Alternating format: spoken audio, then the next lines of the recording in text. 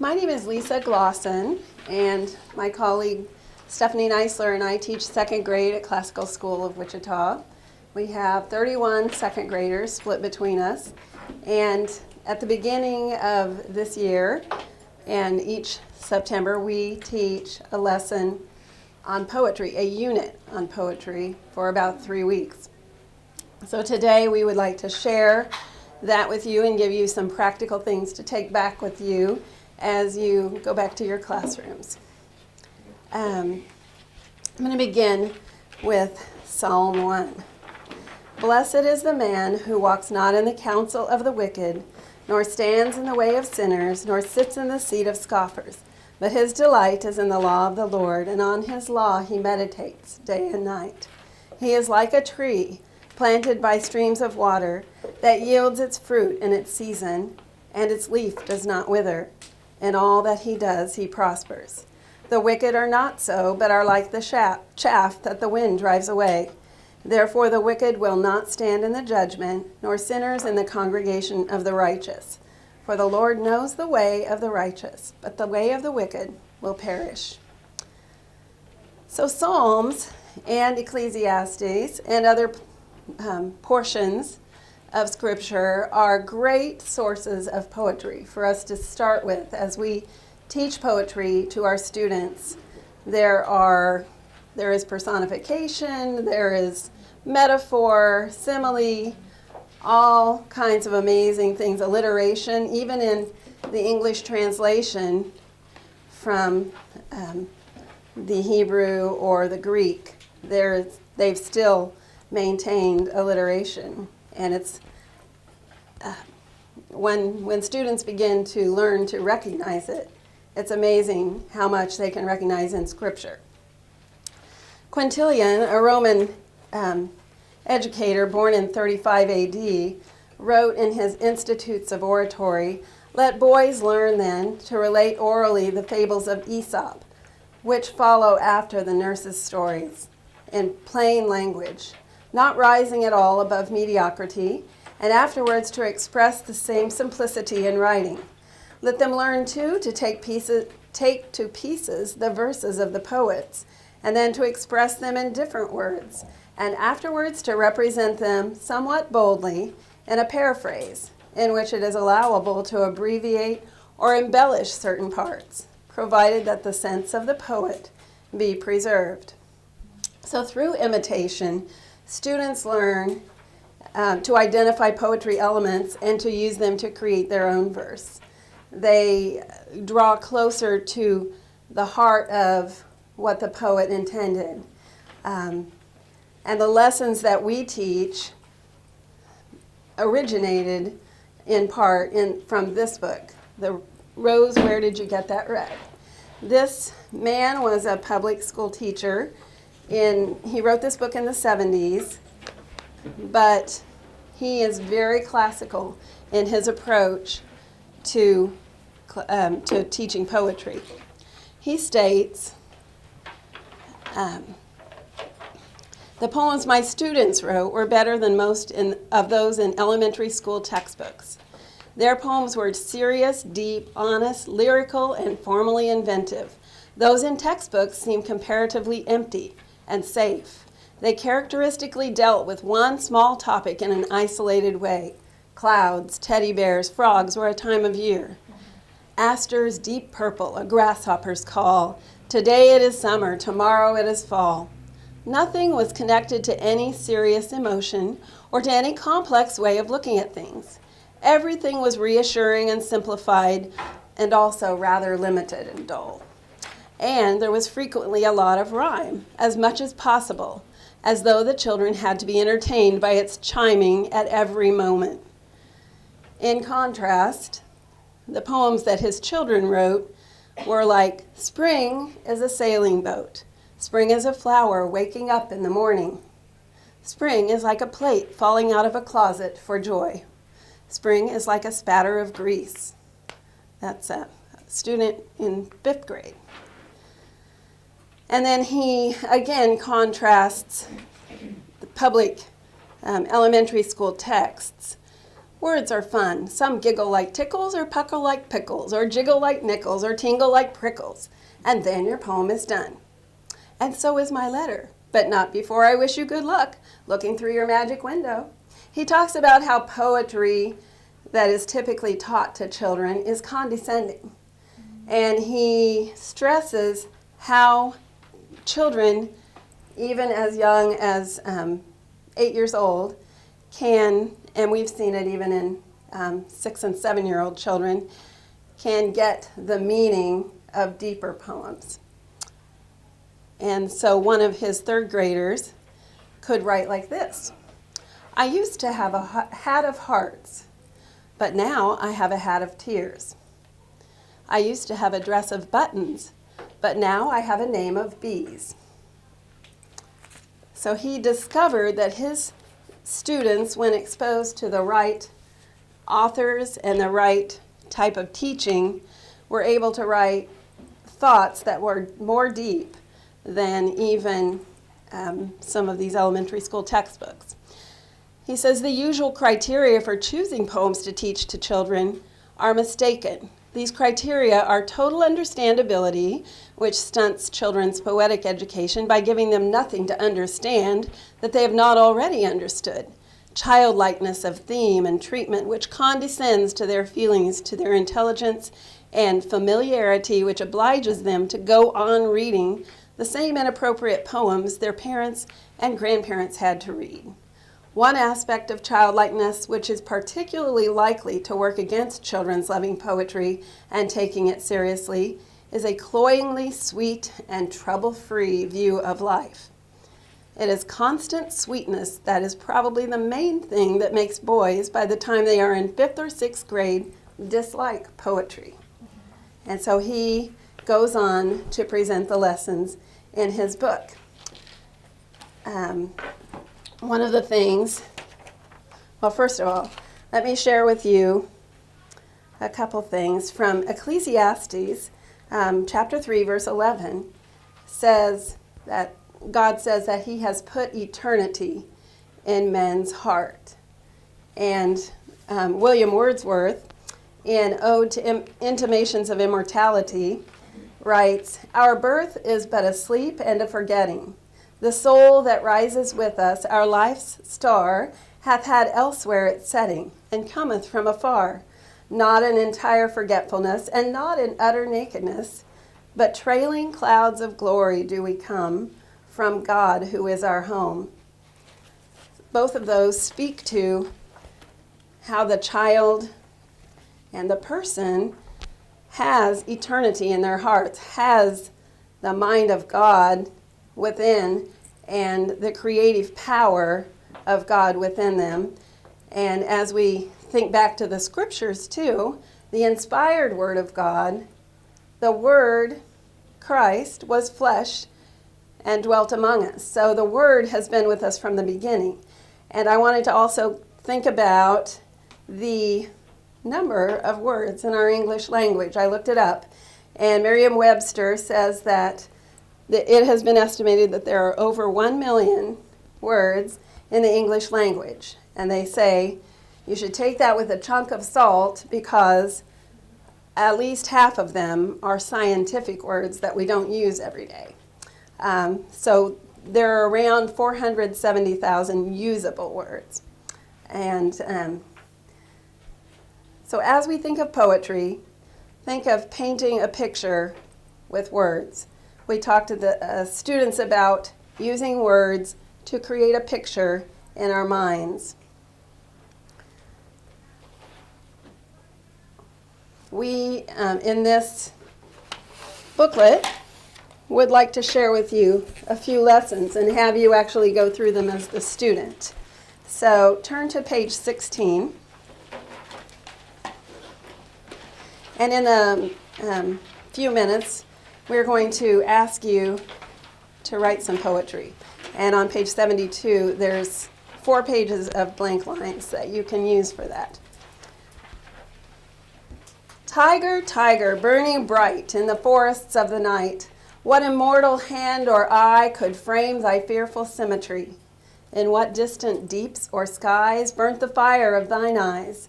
On what wings dare he aspire? What the hand dare seize the fire?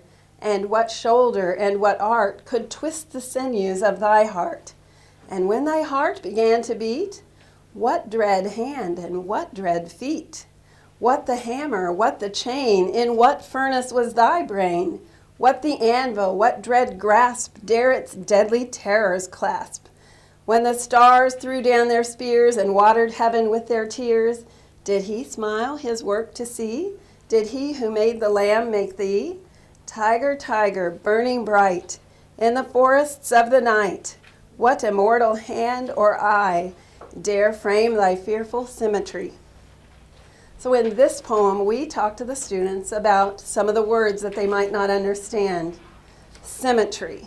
What is symmetry? We talk about touching our shoulders and our elbows and our hips and our knees and our toes, and how we have two eyes and two ears, and we have the same things on each side of our body for symmetry.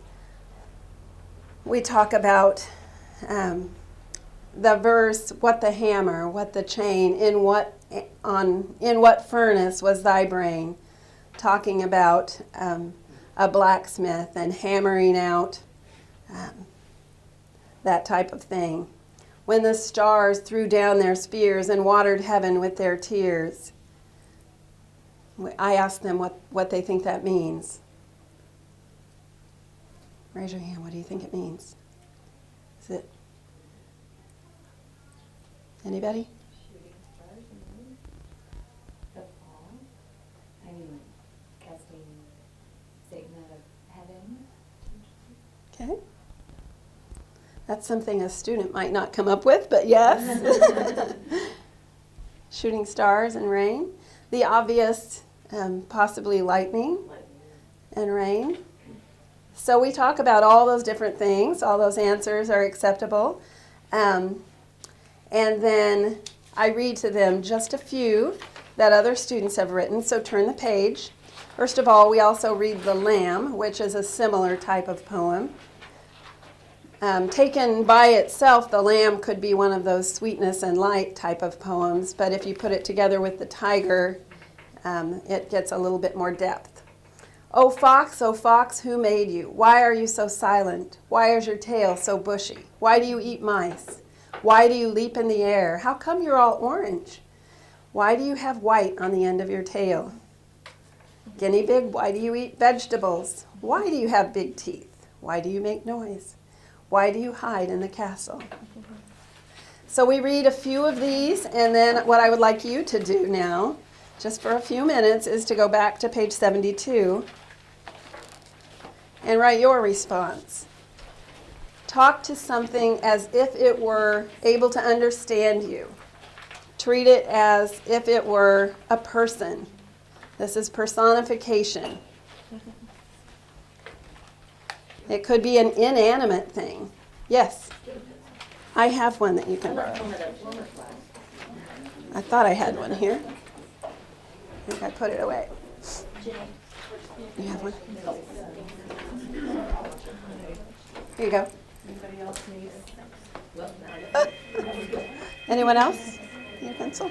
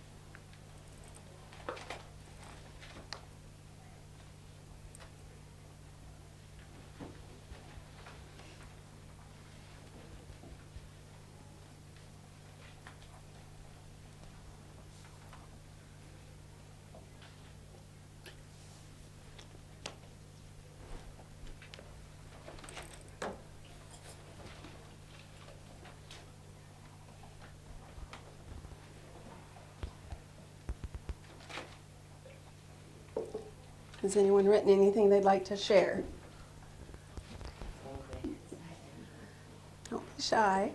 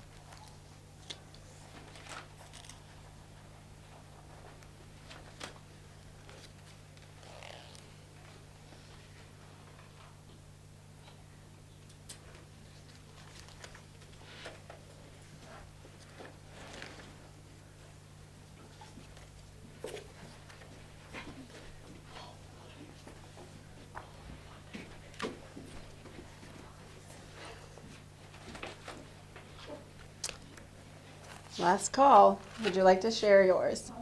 Go. Where do you go? I do not know. Why do you fly? I wonder why. What do you see? It could be me. When do you stop? I want you to drop. Who can you be? The wind blowing on me? Cute. Nice. Mine's short. Winter. Oh, winter, why do you not bring snow this year with you? Why do the rains take the place of the snow upon my face? Thank you. Mine is to my cat. Because it will not be quiet. And it will not stop meowing.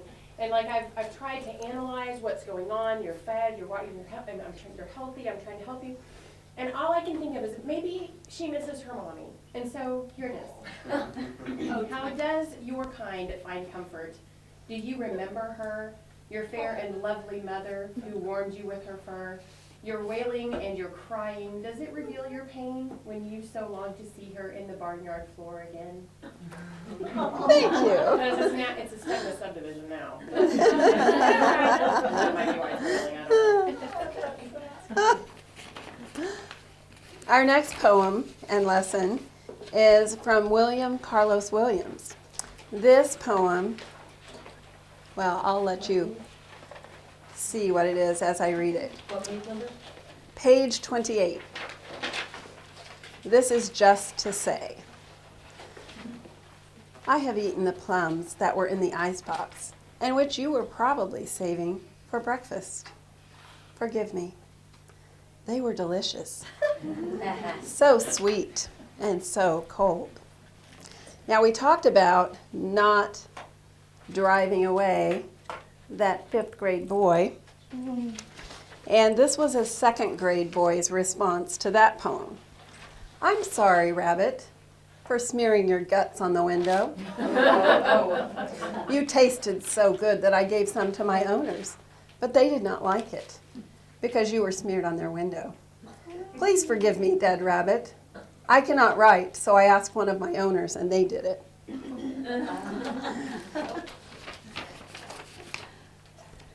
Let's see what else we have here. Some other apology poems. This is just to say, I'm sorry I walked on the counter and spilled your coffee on the computer, but I had to do it because I am a cat. Then I jumped off and landed on your feet. Sorry, Mr. Pharaoh, for opening your tomb. Some of your stuff in there really had gloom. You're probably very mad is what I assume, and I'm sorry for the trap I tripped that made a big boom. I destroyed part of your pyramid, and that is very true. Don't make me a slave, because I'm not a Jew. I destroyed more things than you really knew. Take a few minutes now and write your own apology poem. Sorry, not sorry.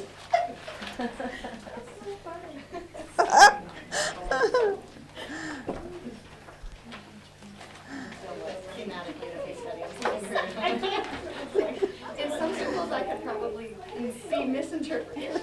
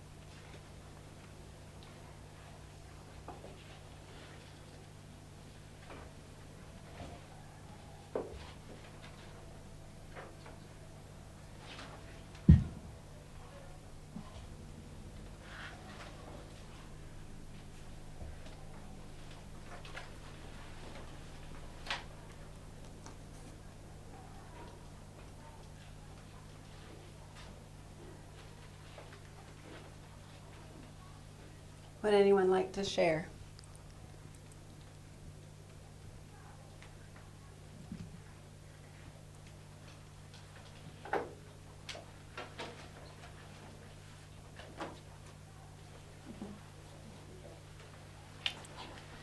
Okay, so this might be a little, Let me come to you.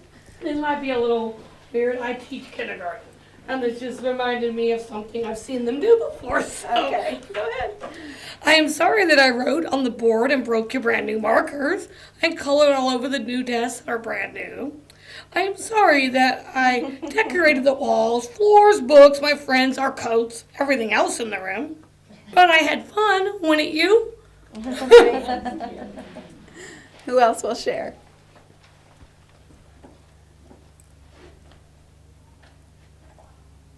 I just had one part. Okay. I'm sorry I ate the last brownie in sight, but it was calling to me as I slept in the night. That's good. When we do these lessons, we accept all of the children's poetry. We aren't critical, we encourage. That's the only way that you're going to continue to get this creativity from them. One more I'll share, and then I'm going to turn it over to Stephanie. We wrote several color poems, and there are so many, if you Google color poems, to choose from. This boy had a few things that were different. Brown is my hot cocoa, and brown is the sky when it storms. Page 37. Brown is the rocking chair, and brown is the baby book. Brown are my eyes, and brown are my teacher's shoes. Brown is my desk, and brown are boxes and hardwood, fall and brown wood posts and houses, and lights that shine all night long. Have fun teaching your children to write poetry, and Stephanie's going to talk to us about memorizing and reciting poetry.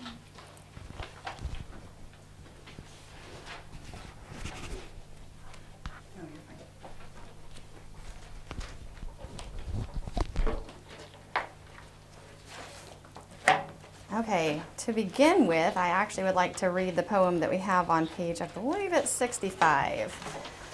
I, says the poem, arrogantly, I am a cloud, I am a tree. I am a city, I am the sea. I am a golden mystery. How can it be? A poem is written by someone like you or someone like me, who blows his nose, who breaks shoelaces, who hates and loves, who loses gloves, who eats, who weeps, who laughs, who sleeps. An ordinary he or she, extraordinary as you or me, whose thoughts stretch high as clouds in the sky, whose memories root deep as trees, whose feelings choke like city smoke, whose fears and joys in waves redound like the ocean's tidal sound, who daily solves a mystery, each hour is new. What will it be? I, says the poem, matter-of-factly, I am a cloud, I am a tree, I am a city, I am the sea, I am a golden mystery. But, adds the poem silently, I cannot speak until you come. Reader, come with me. So we're going to kind of speak about the invitation that poetry provides to our kiddos. Our unit that we do is, like Lisa said, toward the beginning of the year. Oops, there goes all my thoughts. That's not good. It's toward the beginning of the year, so it kind of naturally lends its way then to begin using poetry throughout the year. Poetry from a reading and speaking perspective is something that we would encourage that you are doing at all points of the year. So for us, we do begin the unit on poetry first to kind of whet their appetites to the fun of poetry and the joy of poetry and the depth of poetry. But the reading and speaking of can be done at any point in time. For us, we do it in read-alouds. I know I was speaking to one of the first grade teachers from our school that I rode up with yesterday, and she said, you know, when we just have spare minutes, we got 7 minutes before we need to head to lunch, we'll read a poem. It doesn't have to be a formal time that we do it. We do it also in our recitation. We have a time at the beginning of our day that we begin with kind of a convocation devotional and then practice some of our recitations.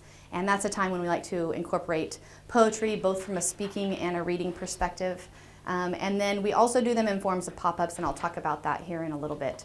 Like I said, I like to use poetry as a part of my morning routine. Two of the main things I want to talk to you about, though, in this time is reading poetry to children and then having children speak poetry.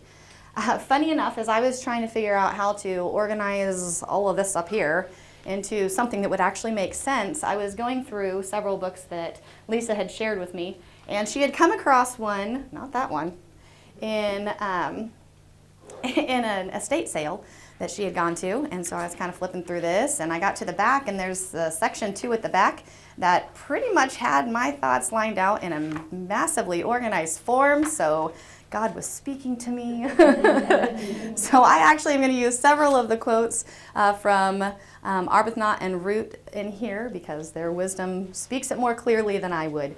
But I did check. This one is still available through Amazon if you are interested. It's a great book. It has several collections at the front that are organized by various themes. But then, like I said, it has a section at the back that speaks to us as teachers and in teaching poetry and in the importance of the different aspects of poetry, and it is very worth a read. So this is called, I think we have what pages are, do we have a bibliography in here? We have a resource section on page 5. Okay, so page 5, this is called Time for Poetry. And there's several resources up here that I will say are the best resources ever, but this is a good one that I have enjoyed, and it didn't look like it was, you could get a used copy for $7 to $14, I think. Okay, so Arbuthnot and Root say there is no period in a child's life when he should no longer hear poetry aloud. And that begins in the earliest years with our nursery rhymes and our Mother Goose, and then transforms to A.A. Milne and as they're growing up, and then Shakespeare as they get even older. And you know, it's funny because I'm sure that you can even draw on what you enjoyed from youth with poetry still being something that you take pleasure from today. I know I still love Dr. Seuss, and I love, I just dropped it, but nursery rhymes are one that just, as I read them, they bring me joy because they are a reflection of what I valued when I was little. So there's definitely, there's never a time when we should stop hearing it being read or reading it aloud. It's difficult for the average child to appreciate a poem through his own silent reading. It is as difficult for the average child to appreciate a poem through his own silent reading as it is for the average adult to enjoy a symphony through the reading of a conductor's score. That was kind of a, oh, yes, absolutely. Our desire to grow our kids' love and appreciation is what we're about. And to do that, and especially when we're talking here about the written word, and in order to do that, we have to be able to communicate the beauty behind it. First and foremost is we have to see the beauty behind it, and then be able to present it in a way that they can see that as well. So what is the value of the oral approach? We can all relate to maybe our own kids or small children that when we have sung a fun little ditty with them, they sing it again, because they love how it sounds and they love what it makes them think about. And it's the joy that they're gaining from what they are hearing. Well, poetry is like music. It tickles your ears with its tunefulness and its rhythm, and it invites our kids to participate. They want it read again. They want to hear you say it again. Arbuthnot and Root say this is a first clue for the happy introduction of poetry to children and young people. It should be spoken and heard in order to be wholly understood and enjoyed. And of course, this is also true for adults. In communicating the value of speaking poetry, Irish poet William Butler Yeats in 1907 wrote, "I have just heard a poem spoken with so delicate a sense of its rhythm, with so perfect a respect for its meaning, that if I were a wise man and could persuade a few people to learn the art, I'd never open a book of verse again." Here he's implying that reading a poem silently from a printed page is to miss its musicality and perhaps even its meaning.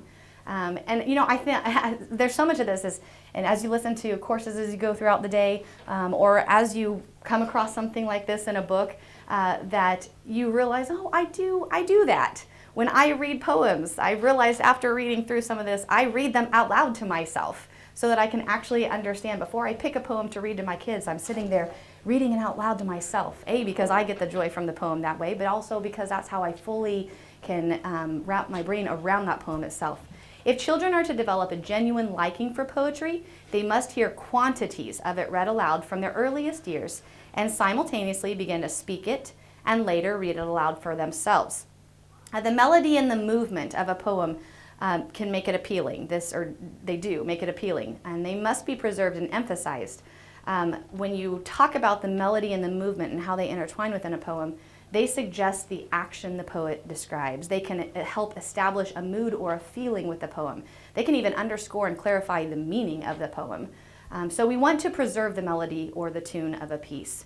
So when we read aloud, and to read aloud effectively, we want to carefully think of, put thought to, the sound values of words. Some poems are meant to be read staccato because you actually get sound value from the words. Some of them are meant to be flowing. Some poems are designed to be harsh and they should be read as such, and some are meant to be sweet.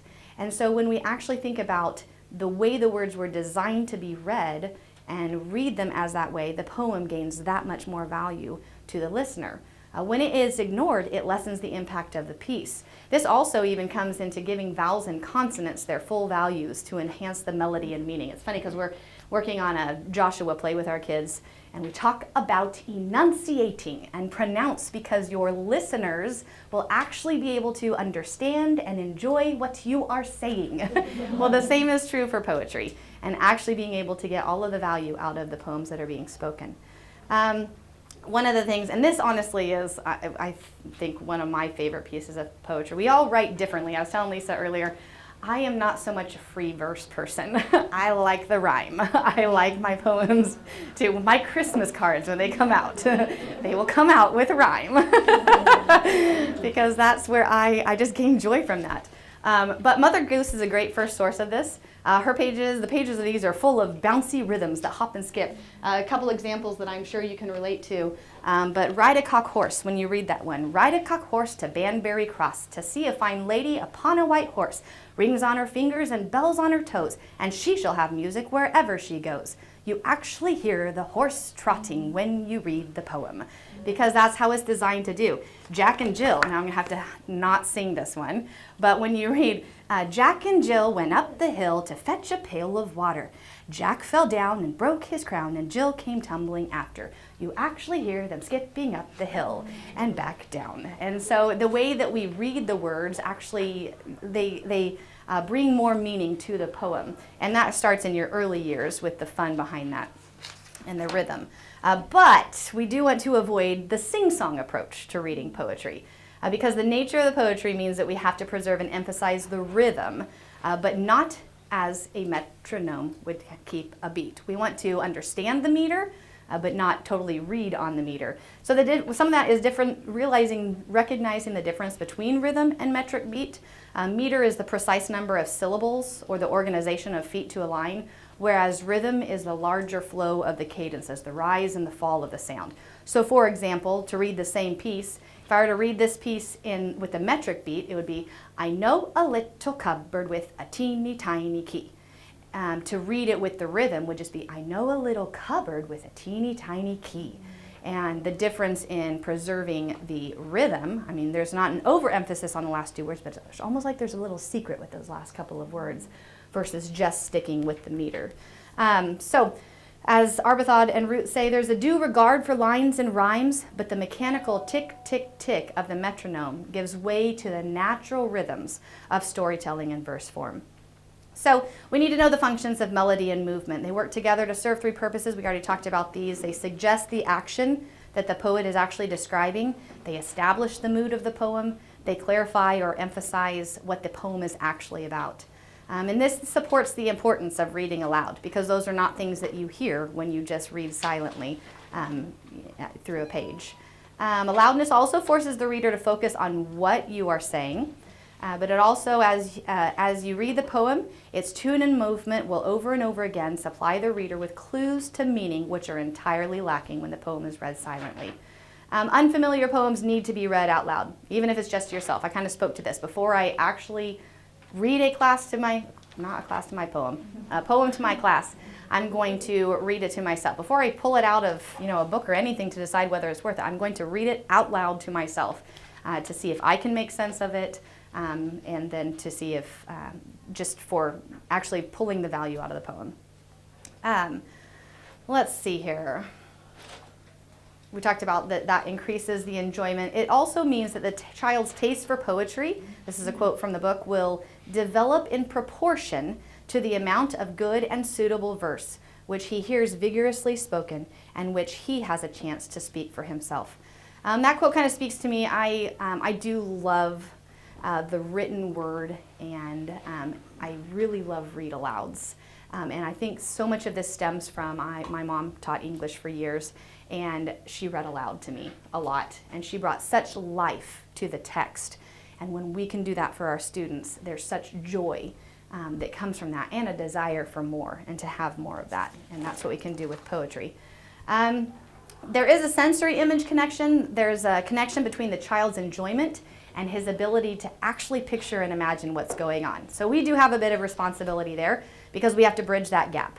And so this can be done by, because otherwise we stay in what Lisa was talking about, those very simple and light and fluffy poems. And we want to be able to move from that. So in order to do that, there's a couple options we can take. The first is that we can prepare for new or misunderstood content beforehand. This would be similar to before you read through a book, going through the new vocab with your kids. Or you can talk it over afterward. The way I like to do it, and actually I must be doing something right because that's what the book suggests, is I do like to go ahead and read through the poem first and then speak about the parts that were maybe confusing or what the author was actually intending here, and then read through it again so that they do have exposure to the poem before I'm actually talking to them about the different pieces that we want to talk about, but then get to read it again for the enjoyment now that they understand. The atmosphere of poetry time. Really, poetry time in our years, in the younger grammar years especially, but it should be an informal and a joyful and a completely comfortable time. That does not mean that all the poems have to be happy poems, but the time itself is really just for developing a love and affection for poetry. This also, with what Lisa was talking about, is where we just let them write. We let them put words on a page without really critiquing how those words should have been different. And so that brings a lot of joy in their writing, but then also by exposing them to a lot in a fun way.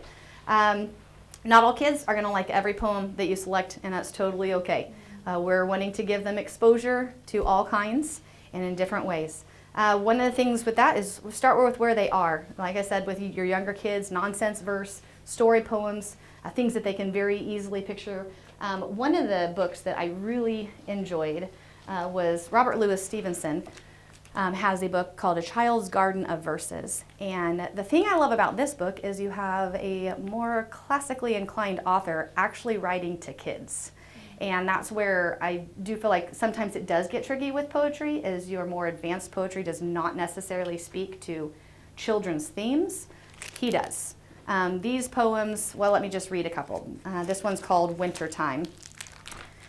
Late lies the wintry sun abed, a frosty fire's sleepy head, blinks but an hour or two, and then a blood-red orange sets again. Before the stars have left the skies, at morning in the dark I rise, and shivering in my nakedness, by the cold candle bathe and dress. Close by the jolly fire I sit, to warm my frozen bones a bit, or with a reindeer sled explore the colder countries round the door.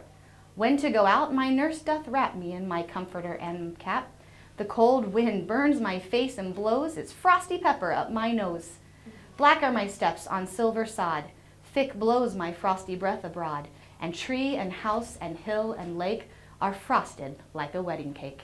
And so then I actually kind of go through that stanza by stanza with my kiddos and help them understand actually what he's talking about, but beforehand, what does that mean? What do you picture when we hear that? Can you picture when you wake up in the morning and you have to get out of that really warm and comfy bed and you are freezing and you go find the heater in your house? Well, I mean, he didn't have a heater, so he had to go to it. So, but it allows us to connect with, we explain what the nurse was here, because you'll see that throughout Robert Louis Stevenson's writing. But I do really enjoy how he connects with the kids. Another one I really enjoy is this Land of Storybooks, because it just, really embodies the coolness of being a kid. At evening when the lamp is lit, around the fire my parents sit. They sit at home and talk and sing, and do not play at anything. Now with my little gun I crawl all in the dark along the wall, and follow round the forest track, away behind the sofa back. There in the night where none can spy, all in my hunter's camp I lie, and play at books that I have read, till it is time to go to bed. These are the hills, those are the woods, these are my starry solitudes, and there the river by whose brink the roaring lions come to drink. I see the others far away, as if in firelit camp they lay, and I, like to an Indian scout, around their party prowled about. So when my nurse comes in for me, home I return across the sea, and go to bed with backward looks at my dear land of storybooks. Aside from showing the value of what good literature does for a child's imagination. So this is a great one that we like to use. Also, since we have done the poetry unit, what we do as we read is kind of, what types of poetry do you know, or what elements of poetry do you notice in there? Actually, the kids, sometimes they overdo it a little bit, but we do some book talks where the kids get to choose a book and read, and then they ask questions at the end, and one of mine always asks, is there an element of poetry in there? No, And that's there's on not. page Not 8, the glossary of poetic terms. The other thing I like about the glossary that I had meant to say before I began, after listening to Becky's, and Kevin Thames would be really proud of me talking about the vertical alignment, but with talking about the program is these are kind of some of our foundational verbiage words that are going to then play into what they are talking about later on. What I think is cool is your Robert Louis Stevenson book there. He does some poems that are simple enough for my kindergartners. Yes, He's got, Yes. we actually just memorized one this week. absolutely. For my kindergarten, and then you can build on that, his, Yeah. as they get older, and they're already familiar with his style. Yes, he's for sure a favorite of mine to use with our younger kids. Okay, let's see here. Find where I left off. Okay, for choosing poems to read, we want to choose poems. It's great to use ones that they can connect with, especially with our younger kids. But it is also beneficial to use poems that open their eyes to what's unknown to them, and then kind of bridge the gap a little bit. We did include in here just kind of what we're keeping as a working, running, open document of poems that fit some of our different things that we will study throughout the year. And that can go from our virtues. We have been, Page 67. I'm sorry, I turned to the page and thought, yes, page 67 is where that begins. And what we would encourage you to do is continue to use this and build on this. That's been the best thing about trying to develop this unit together, is this has got us going and actually putting into print some of the things that we've been using, so that we kind of have a catalog in moving forward. Right now we're talking about the virtue of hope at CSW, and so with my kids we're memorizing Sonnet 29 by William Shakespeare. And one of the things I love about classical literature is we take big things that are really hard to understand and we just slow down a little bit and we break them down and we still read them, even though they're hard to understand. And so when you talk about Sonnet 29 with second graders, that's kind of crazy, except that when we break it down, they do understand it. Now the way I've been doing this with my kiddos is in pop-up form. How many of you have used pop-ups before? Okay, so a pop-up is basically I would take the lines of the poem and I would assign you one line, and I would assign you one line, and you, and you, and you, and you, and you, and you, and you. And so as we go through the poem, my first line would stand up and read or recite as she memorizes it, her line, and then sit down. And then we go to second line, and third line, and fourth line. And we do this a lot. Actually, when I was exposed to pop-ups this last summer, it was for beginning a unit and getting kids a lot of information in a more simplistic format. I love pop-ups. They're phenomenal, because what happens is as these kids are reciting their individual stuff, they're actually memorizing the whole thing. We'll get to the end of doing this for a couple of weeks and they'll actually all be able to recite the poem. That to try to do as a whole class from the get-go would have been drudgery. So pop-ups are phenomenal if you can use those. We also just recently finished our unit, our historical and biblical unit, go through the ancient Egypt and Exodus time, and so we've read the book Tirzah, and as we were reading that, worked on memorizing the Song of Moses from Exodus 15.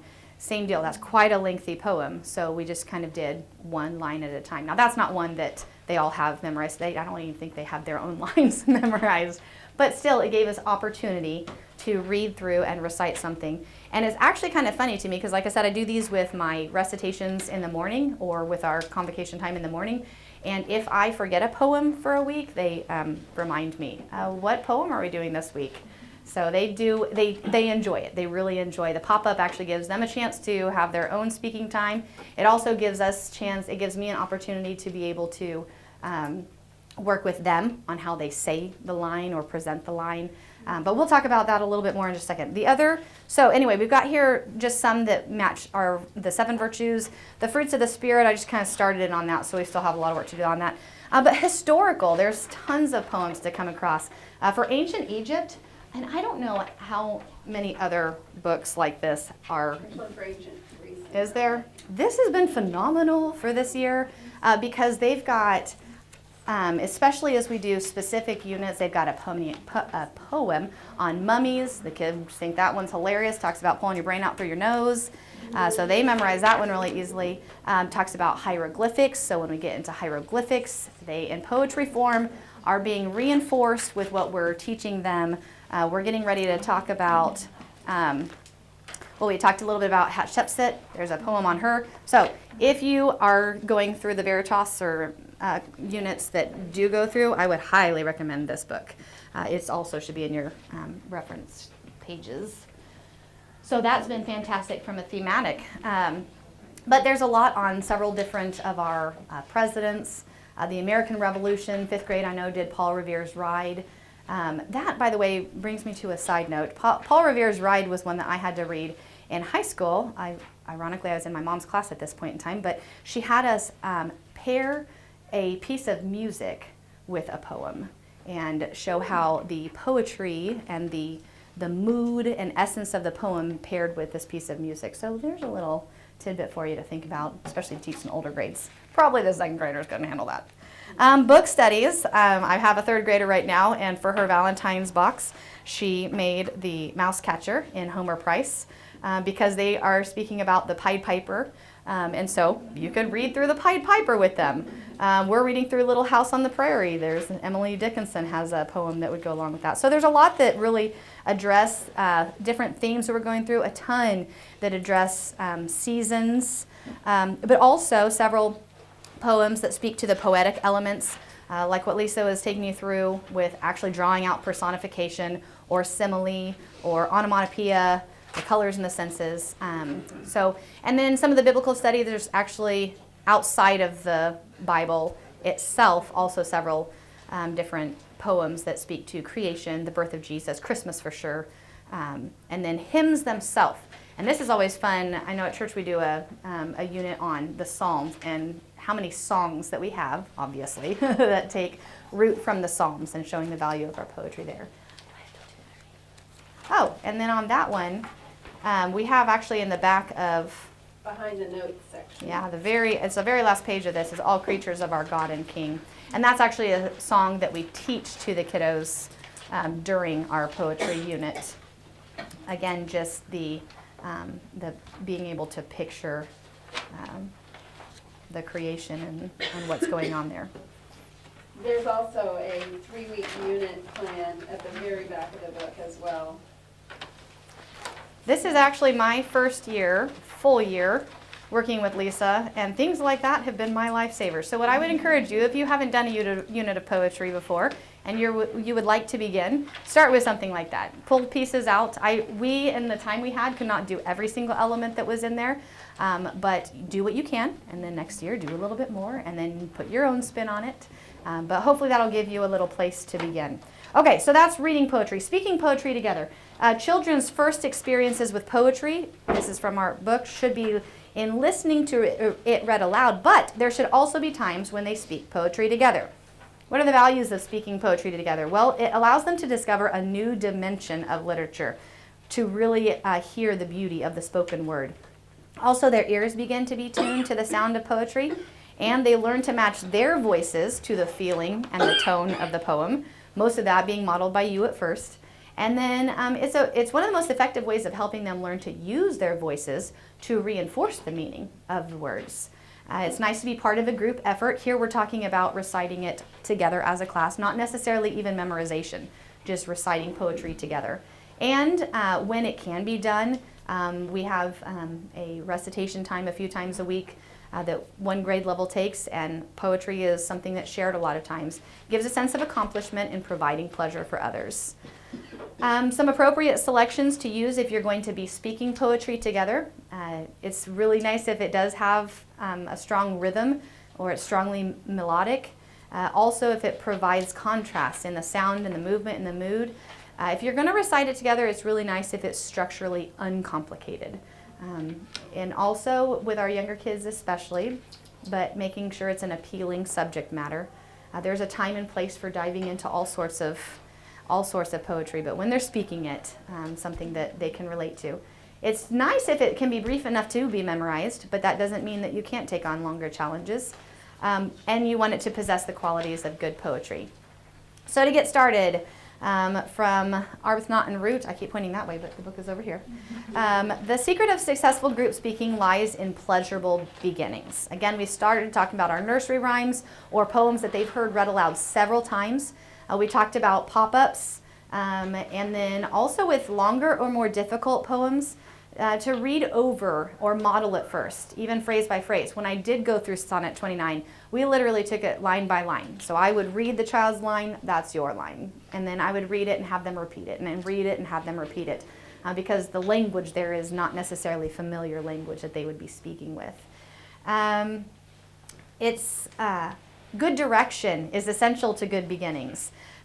Direction as in being the director of what's happening. So it's nice to have the children stand when they're reciting. If you have procedure, explain it, but keep it brief, otherwise you've lost them. Have a signal to start with because of the fact that you're wanting them to stay together in how they're speaking. It's nice to use your hand to indicate the rhythm. Sometimes I'll even snap it. Again, not because I want them to follow exactly metrically, but I can speed them up if we're dragging, or help them to understand the movement of the piece. And when we get stuck or when we get all discombobulated, then stop them and redirect. Also, it's nice when they have an opportunity to hear what they're doing. Maybe have one half of the class recite it to the other class, or vice versa, so that they can hear. And then another quote: the most effective single means of instruction is the example set by the teacher as he leads the children. Again, they're going to get their joy from poetry and their understanding of poetry and their desire for poetry by what you communicate. So with that being said, are there anything that brought to your mind as I was going? Oh, well, yes, I have one more thing, but go ahead. Always one more thing. So that speaks kind of to the reading and the recitation of poetry. But to speak a little bit to the memorization of poetry. This is actually from the Introduction to Poems to Learn by Heart by Caroline Kennedy. It says, in the ancient world, when there were no books or printed material, people had to memorize the information they needed for navigating, farming, trading, entertainment, and civic life. Epic and heroic poems were composed to transmit values and the collective memory of a civilization. These were recited in gatherings, competitions, and religious festivals and passed down from one generation to the next. A testament to the importance of memory in ancient times is that in Greek mythology, the goddess Memory, known as Mnemonisse, was a Titan, a daughter of the first ruler of the universe. Her gift was the gift of reason. She's considered the first philosopher, and it was her responsibility to name everything on earth. In contemporary life, we cannot imagine memorizing anything as long as the Odyssey. But the ancient Greeks and Romans invented helpful techniques to make it easier.